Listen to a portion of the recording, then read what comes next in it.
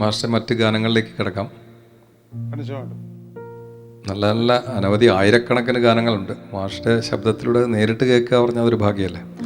പക്ഷേ ഒരു കാര്യമുണ്ട്, ഈ ഓർമ്മ, അതിൻ്റെ ചെപ്പേ ഇത്രയൊക്കെ ഓർമ്മ വെച്ചില്ലേ? ഇത്രയൊക്കെ ഓർമ്മ വെച്ചു. പക്ഷേ എല്ലാം ഓർക്കാനായിട്ടുള്ള ഒരു ഇപ്പം അത്രയും മെമ്മറി പവർ ഉണ്ടോയെന്ന് സംശയമുണ്ട്. കാരണം ഉണ്ട്, എന്നാലും നമ്മൾ പഠിച്ച കീർത്തനങ്ങളൊന്നും മറക്കത്തില്ല. ശ്രീശബരീശ എന്നുള്ളത് നമ്മൾ അതിനൊരു കഥയുണ്ട്. ആ കഥ പറയാമോ? അതായത് ഈ മേമല എന്ന് പറഞ്ഞ് പത്തനംതിട്ടയ്ക്ക് അടുത്തൊരു ചെറിയ ഗ്രാമമുണ്ട്. അപ്പോൾ അന്ന് ഞങ്ങൾ മ്യൂസിക് ടീച്ചേഴ്സായിട്ട് വർക്ക് ചെയ്യുന്ന കാലം. അപ്പോൾ അന്ന് അയ്യപ്പനുമായിട്ടുള്ള ഭക്തിയും കാര്യങ്ങളും നമുക്കുള്ള കാലമാണ്. ശബരിമലയ്ക്ക് പോയിക്കൊണ്ടിരിക്കുന്നു, അങ്ങനെയൊക്കെ ഉണ്ട്. പക്ഷെ അവിടെ ആ മേമലയിലൊരു കുട്ടി, ഒരു 10-12 വയസ്സുള്ള ഒരു ബാലന്, ആ ബാലൻ്റെ ശരീരത്തിൽ എല്ലാ ശനിയാഴ്ചയും അയ്യപ്പൻ്റെ ഒരു ശക്തി കയറി വരുന്നുണ്ട്. എന്നിട്ടത് തുള്ളുകയും പറയുകയൊക്കെ ചെയ്യും. അപ്പോൾ ഈ കുട്ടിയെ കാണാനായിട്ട് എല്ലാവരും പോയിക്കൊണ്ടിരിക്കുക. അപ്പം ഞങ്ങളും വിചാരിച്ചേട്ടാ ഒന്ന് അവിടം വരെ ഒന്ന് പോകണമല്ലോ, ഇങ്ങനെ അയ്യപ്പൻ്റെ ശക്തിയുള്ളൊരു കുട്ടിയാണ്, നമുക്ക് കാണണമല്ലോ എന്ന് പറഞ്ഞു. അങ്ങനെ അവിടെ പോയപ്പോഴത്തേന് വാസ്തവത്തിൽ ഞങ്ങളെ അവർക്കൊന്നും അറിയാൻ പാടില്ല. ഞങ്ങളവിടെ വന്നിട്ടുണ്ടോയെന്ന് പോലും അവർക്കറിയാൻ പറ്റില്ല. പെട്ടെന്ന് ഈ കുട്ടിക്ക് ഈ കുട്ടി ഒരു റൂമിൽ കയറും. അവിടെ ഒരു അയ്യപ്പൻ്റെ പടമൊക്കെ ഉണ്ട്, അവിടെ നിലവിളക്കുണ്ട്, അത് കത്തിച്ച് വെച്ചിരിക്കുക. അപ്പോൾ ആ നിലവിളക്കിൻ്റെ സമീപത്ത് ചെന്നിട്ട് കയ്യിലിങ്ങനെ ഭസ്മമിട്ടിട്ട് ഭസ്മത്തിൽ ഇങ്ങനെ കർപ്പൂരം കത്തിച്ചിട്ട് ഇങ്ങനെ ആരാധിക്കും ഈ കുട്ടി. അപ്പം ഇങ്ങനെ ആരാധിച്ച് കഴിയുമ്പോൾ അപ്പോൾ എല്ലാവരും വളരെ പ്രിൻ്റം സൈലൻ്റ്, നിശബ്ദമായിട്ട്. ആരെങ്കിലും ഒരു ചെറിയ ശബ്ദം ഉണ്ടാക്കിയാൽ അന്നേരം പോകും. അന്ന് പിന്നെ ഒന്നും തെളിവായിട്ട് വരത്തില്ല, ആ കുട്ടിക്ക് ശക്തി കയറത്തില്ല. അപ്പോൾ എല്ലാവരും അങ്ങനെ നിൽക്കണം, മൗനമായിട്ട് നിൽക്കുക. അതിൻ്റെ ഇടയ്ക്ക് ഈ കർപ്പൂരം കത്തിച്ച് പെട്ടെന്ന് ടക്കെന്ന് ഒരു തിരി കത്തുന്ന പോലെ പെട്ടെന്ന് പിടിച്ചു. ആ കുട്ടി അവിടെ നിന്ന് വാഞ്ഞു ഓടിച്ചെന്ന് വേറൊരു റൂമിലോട്ട് കയറുന്നു. അവിടെ ഇരുന്നുകൊണ്ട് ഉടനെ വിളിച്ചു പറഞ്ഞു, കോട്ടയത്ത് നിന്ന് ജയവിജയന്മാർ വന്നിട്ടുണ്ട്, അവരെ ഉടനെ ഇവിടെ വരാൻ പറയും എന്ന് പറഞ്ഞു. അപ്പം ഞങ്ങൾ അതിശയിച്ചു, എടാ ഇത് ആരാ ഇതാ കുട്ടി പറഞ്ഞു. അതവിടെ ചെന്നേ പറഞ്ഞാൽ ഇത് വിളിച്ചു പറഞ്ഞേ. പിന്നെ ഞങ്ങൾ ഓടിച്ചെന്ന് ഇവിടെ ആ റൂമിൽ പോയിരുന്നു. അപ്പോൾ അദ്ദേഹം ആ കുട്ടി പറയുക, മക്കളെ എന്നാണ് പറഞ്ഞത്, മക്കളെ എനിക്കറിയാം, ശബരിമലയിൽ പോകാറുണ്ട്, അവിടുത്തെ വലിയ ഭക്തന്മാരാണ്, ഞാൻ അറിയുന്നുണ്ടെന്നൊക്കെ അങ്ങനെ പറഞ്ഞു. അപ്പോൾ അതൊരു അയ്യപ്പൻ്റെ ഒരു ശക്തിയാണ് ആ കുട്ടിയിൽ പ്രവേശിച്ചിരിക്കുന്നത്, നമുക്ക് അന്നേരം മനസ്സിലാകും.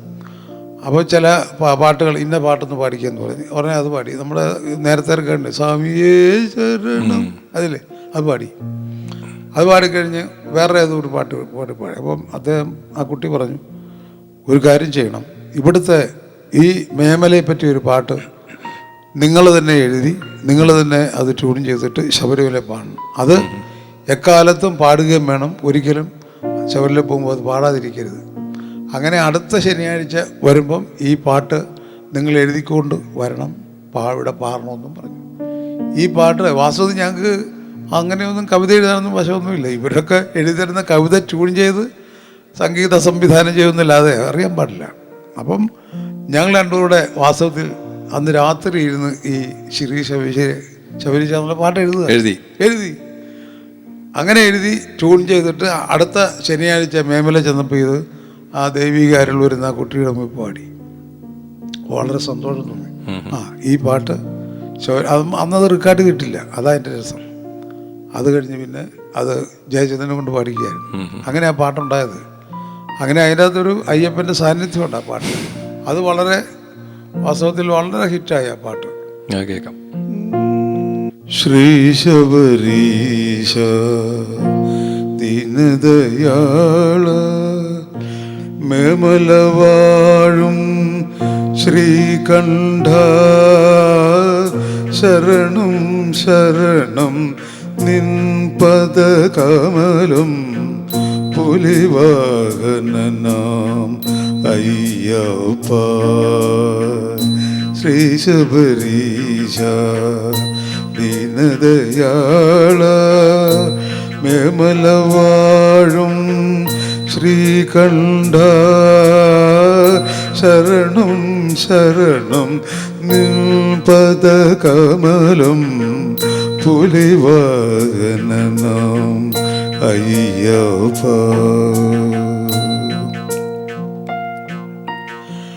പന്തള രാജകുമാര